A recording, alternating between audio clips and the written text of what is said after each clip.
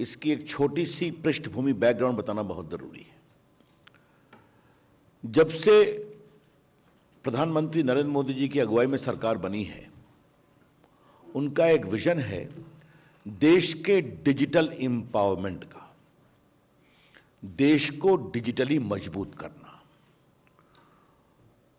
पहला कार्यक्रम digital India का था, आपने देखा होगा। आज आप देखें कि हमने लगभग 450 स्कीम में लोगों के बैंक अकाउंट में डिजिटली पैसा भेजना शुरू किया, डीबीटी, डायरेक्ट बेनिफिट ट्रांसफर।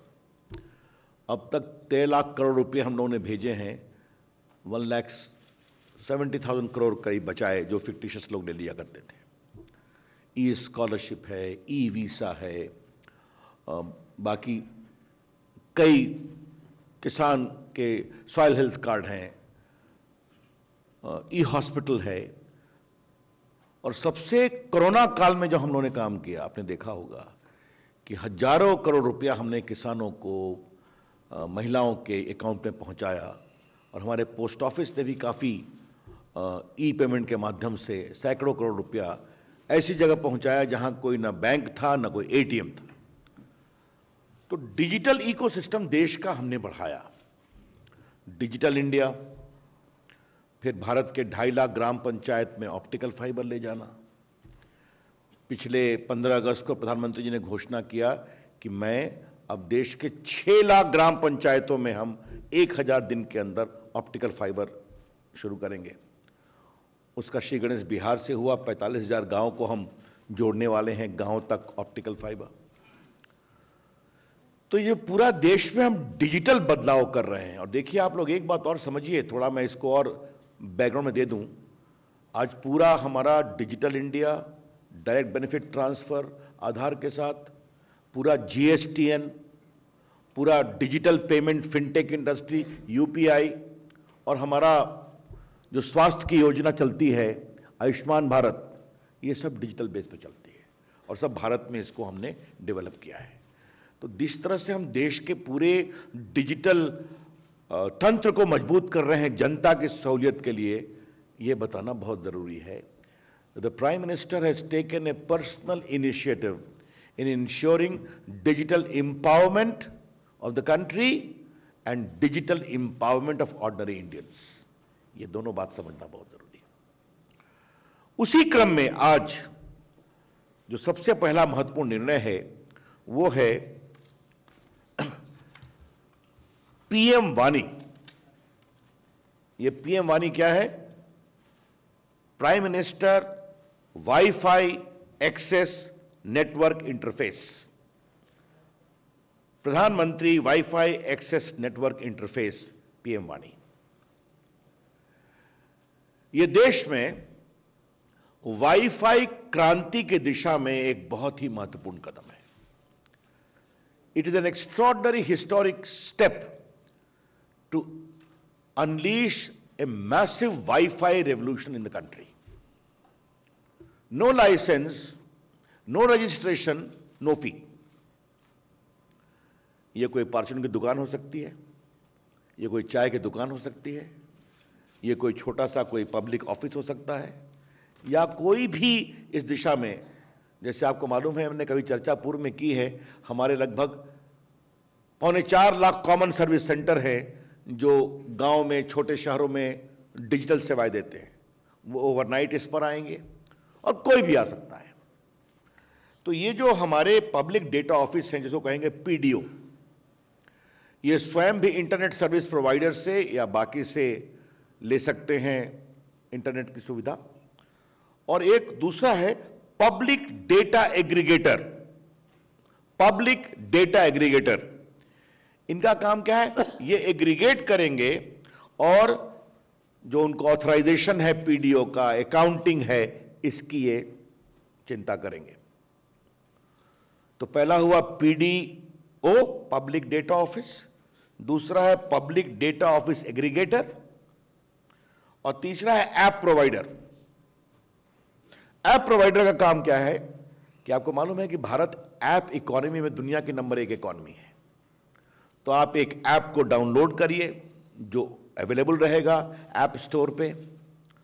उसका आपका ऑटोमेटिक डिजिटल ऑथेंटिकेशन होगा और इसको हम ऐप स्टोर के अलावा अपने वेबसाइट पर भी रखेंगे, अखबार में विज्ञापन भी देंगे, इसका लिंकेज भी बताएंगे। तो एक बार आपके पास हो गया तो आप भारत में कहीं भी किसी ऐप स्टोर से किसी पीडीओ से आप सीधा वाईफाई प्राप्त कर सकते हैं।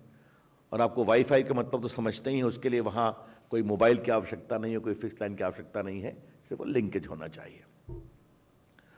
आपको मालूम है भारत में लगभग 120 करोड़ मोबाइल फोन हैं, जिसमें लगभग 60 करोड़ स्मार्टफोन हैं।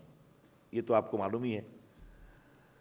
तो जैसा प्रकाश जी ने बताया कि देश में वो इन्होंने एक संख्या बताई है, मैं कोई टिप्पणी नहीं करूं, संख्या उससे आगे बढ़ सकती है कि जिस तरह से याद होगा हमारे वरिष्ठ पत्रकारों को, एक समय जो पब्लिक कॉलिंग बूथ का सिस्टम आया था, उससे बड़ी क्रांति होगी कि गांव-गांव में वाईफाई अवेलेबल होगा। लाखों की संख्या में, करोड़ों की संख्या में लोग इसका उपयोग करेंगे, मोबाइल सब कुछ उपलब्ध रहेगा। तो यह एक बहुत बड़ी क्रांति है। पब्लिक डाटा ऑफिस के लिए no license no registration no fee, और पब्लिक डेटा एग्रीगेटर और ऐप प्रोवाइडर के लिए 7 दिन के अंदर हम उनको रजिस्ट्रेशन देंगे। लाइसेंस कुछ नहीं है, रजिस्ट्रेशन देंगे। और अगर 7 दिन के अंदर रजिस्ट्रेशन नहीं हुआ तो डीम्ड रजिस्ट्रेशन अलाउ कर देंगे। तो आप देख रहे हैं कि देश में हम इसको कितना लिबरलाइज कर रहे हैं, इस पूरी क्रांति को। ये आपको हम बताना चाहते हैं। अब इसके क्या क्या फायदे होंगे, इससे क्या क्रांति होगी, मैं आपको कुछ चीजें बताना चाहता हूं। यह युग सूचना का है, सूचना क्रांति है। This is the age of information, information is power. एक बार प्रकाश जी हम लोग बात कर रहे थे कि कोरोना में सड़क बंद, जहाज बंद, रेल बंद, लेकिन कम्युनिकेशन पूरा चल रहा था। मोबाइल है, आईटी है, इंटरनेट है, टेलीफोन है, वीडियो कॉन्फ्रेंसिंग है। तो ये एक देश में, और हमने पूरे को लिबरलाइज कर दिया। वर्क फ्रॉम होम को आपको मालूम ही है, you can now work from anywhere, not only from home. तो भारत का पूरा आईटी सिस्टम चलता रहा। तो आज देश की आईटी भूख बहुत ज्यादा है। गांव-गांव में बच्चे इससे किताब डाउनलोड कर लेंगे अपने गांव में, जिनको उस किताब नहीं है तो वाईफाई फास्ट डाउनलोड अलाउ करता है। आज किताबें डिजिटली उपलब्ध हैं तो उसको पढ़ सकेंगे। स्किलिंग का काम शुरू होगा, बिजनेस का काम शुरू होगा, ये पूरे पब्लिक वाईफाई की अवेलेबिलिटी से देश भर में। तो ये पीएम वाणी, हमने टीआरआई से भी इनकी अनुशंसा थी, बाकी थी, तो ये बहुत ही यशस्वी काम आज हुआ है। मैं पत्रकार मित्रों से यही कहूंगा कि ये डिजिटल बदलाव का एक बहुत बड़ा उपकरण बनने वाला है। पीएम वाणी platform is going to be a very powerful transformative digital platform to empower ordinary Indians। ये मैं आपसे बोलना चाहता हूं। और खास करके मैं सुदूर इलाकों में डिजिटल एजुकेशन की बहुत बड़ी संभावना इसमें देखता हूं। मित्रों, एक दूसरा है जो चर्चा प्रकाश जी ने की कि नरेंद्र मोदी जी भारत के दूर दराज के जो हमारे द्वीप हैं, आइलैंड्स हैं, वो समृद्ध बने, वहां संचार बढ़े, इसकी बहुत उनकी चिंता होती है। आपने देखा होगा कि लगभग 1500 किलोमीटर हम चेन्नई से अंडमान अंडरग्राउंड सबमरीन ले गए, समय के समय पूरा कर दिया। प्रधानमंत्री ने उसको उद्घाटन भी कर दिया, आज वो काम चल रहा है। उसी प्रकार से लक्षद्वीप पे जो जितने 11 आइलैंड्स हैं, मेन तो उनका कवराती है, इसके अलावा मैं नाम पढ़ दूं क्योंकि लक्षद्वीप के लोग इसकी बहुत प्रतीक्षा कर रहे हैं और दूरदर्शन से मैं आग्रह करूंगा कि इसको जरूर दिखाएं कम से कम वहां पर। ये 11 आइलैंड हैं: कवराती, कल्पेनी, अगाती, अमीनी, अंद्रौथ, मिनिकॉय, बंगाराम, बित्रा, चेलाट, किल्तन एंड कदमत। आपको प्रेस रिलीज में मिलेगा। लक्षद्वीप में टूरिज्म की असीम संभावना है।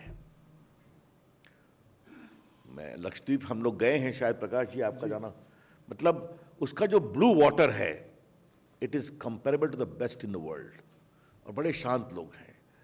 तो वहां कनेक्टिविटी की बात हमेशा आती थी। तो आज ये हमने प्रस्तावित किया है। 1000 दिन में इसको पूरा करेंगे और इसमें बिल्कुल सेफ, सिक्योर, बीएसएनएल के द्वारा जैसे वहां उसको इंप्लीमेंट किया था, यहां भी इंप्लीमेंट करेंगे।